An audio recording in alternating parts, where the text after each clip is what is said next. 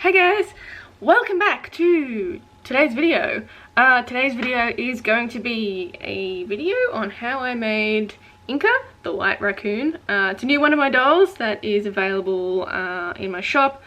Patrons do have, when I was filming this, it hasn't been released yet, but patrons have early access to her, to purchase her, so she may or may not be gone or purchased at the moment.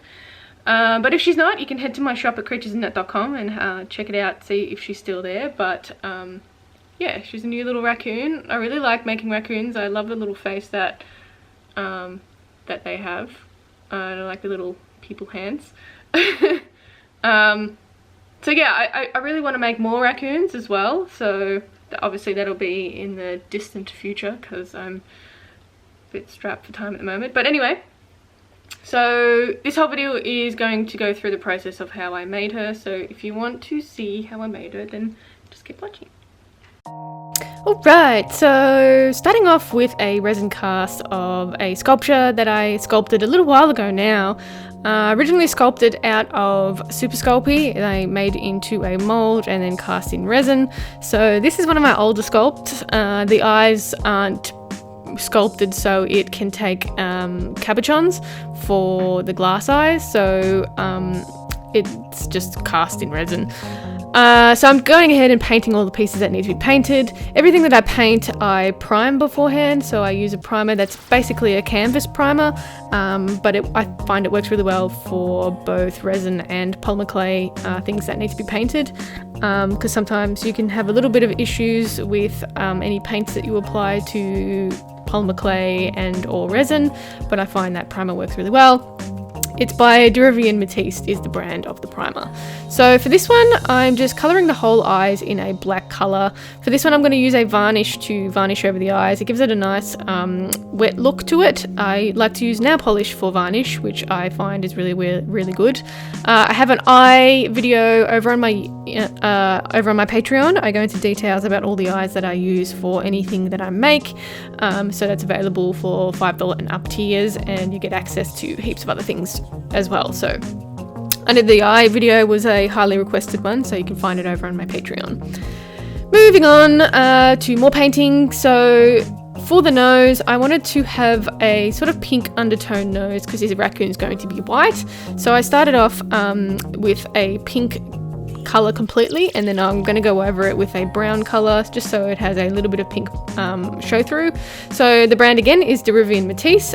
For this one, the black one that I'm using, the black paint that I'm using is by the brand Acryl, and they're all water-based acrylic paints, and I've never had an issue applying them to both polymer clay and resins as well.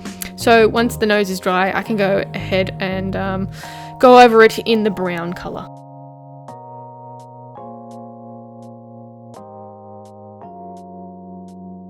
So the brown that I'm going to be using is by the brand Acryl, and I'm just applying it all over, just a light layer, and then I'm going ahead and dabbing the little tip of the nose off, so it reveals the pink underneath while having the brown show through as well. So I kind of like the way this one looked. It's cute. So same deal for the hands as well. So I'm doing it the same color as the nose, just brown. I didn't want to do it black because I thought it would be a little bit too harsh of a color, and it didn't really match anything else on the raccoon apart from the eyes. So again, I'm using that same Acryl color that I used for the nose, and just going ahead and painting the exposed bit of all the paw pads, and then the rest will be covered in faux fur. And I do 2 layers of this one, and then another coat once the fur has been applied.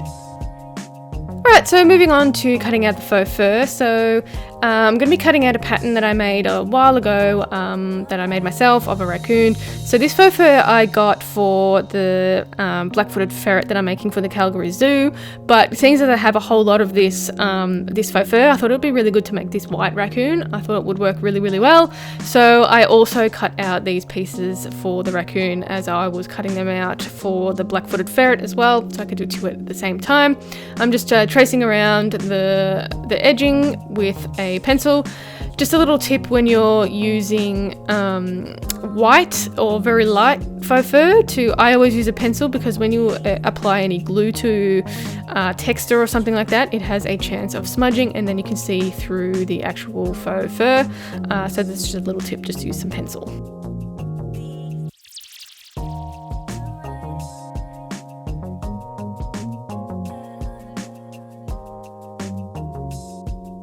Alright, so once all these are cut out, I end up sewing it on a sewing machine for this particular doll.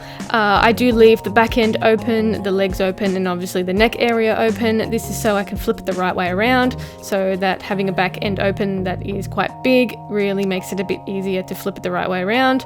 But you will have to do some hand sewing for this one. So just a little summary, the armature is a ball and socket armature. It's the smallest one that I have, and I've inserted it inside the body, attached all the pieces, and then ready to sew it up. If you'd like to know more armature videos or details on armatures, I have it over on my Patreon as well. You can find a whole lot of stuff on armatures over there.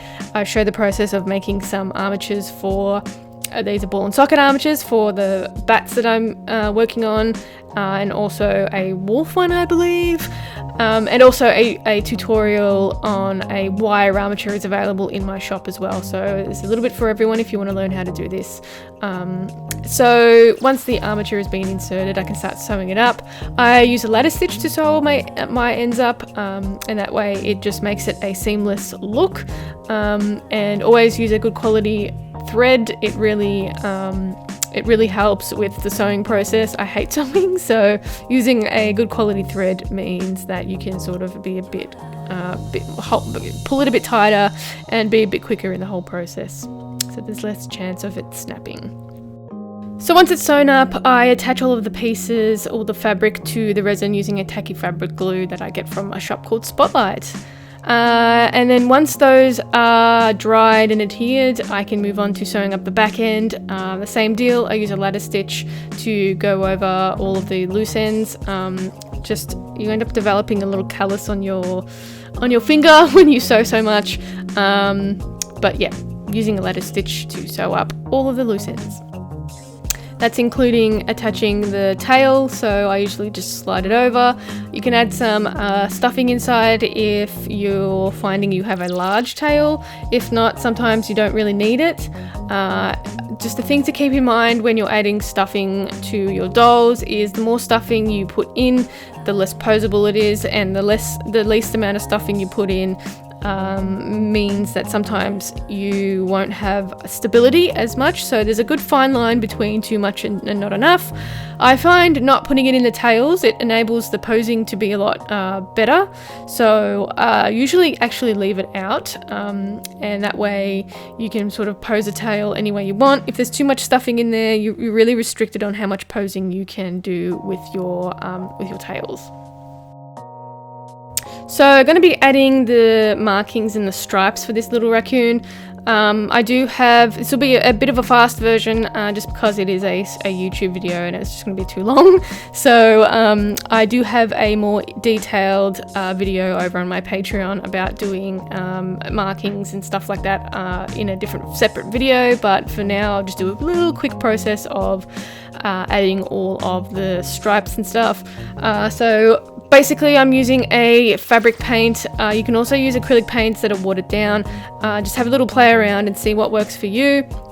Sometimes using acrylic paints don't really work because it leaves a bit more of a crusty surface on the faux fur. So there's a little bit of a fine line between working with acrylic paints and making the fur nice and soft. So, but yeah, you can head over to my Patreon and check out that the fabric painting videos over there, and hopefully it'll help you with your own little dolls.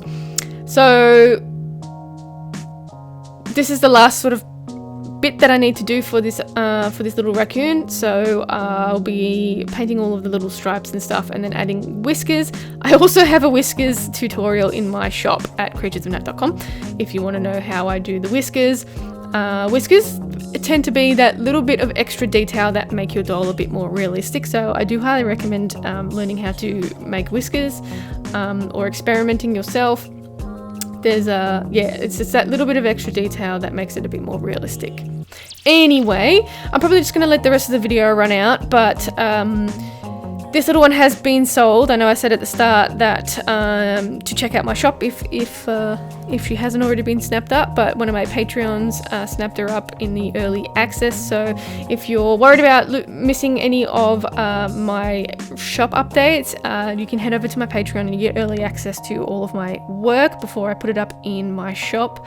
I have a bat shop update coming up. I just have a whole lot of sewing to do, which is going to take the longest. So I've sewn up 2 bat dolls and I have 6 more to go, so that's going to take a long time.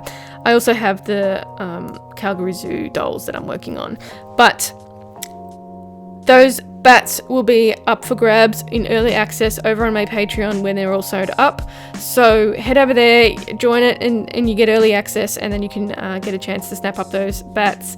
I know I have a lot of people waiting for them, but anyway, thanks to my patrons for supporting me. I really appreciate it.